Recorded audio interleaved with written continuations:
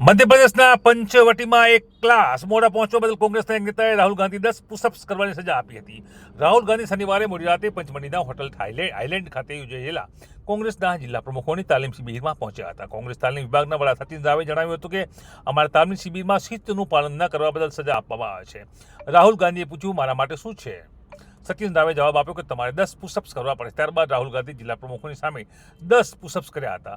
રાહુલ ગાંધીએ જિલ્લા પ્રમુખોની સામે જુજુત્સુનો અભ્યાસ કરતા જમીન પર મજબૂત પકડ કેવી રીતે જાળવી રાખવી એ પણ સમજાવ્યું છે. તેમણે કહ્યું છે કે તમારા પગ જમીન પર મજબૂતીથી હોવા જોઈએ. જો તમે છોડશો તો તમારી પકડ નબળી પડી જશે.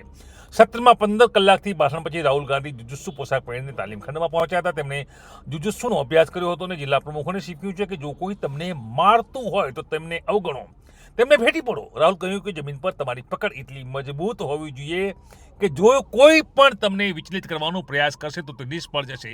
તેમણે 4 જિલ્લા પ્રમુખોને બોલાવ્યા અને જમીન પર પોતાની પગ મજબૂત કેવી રીતે બનાવી એ સમજાવ્યું હતું.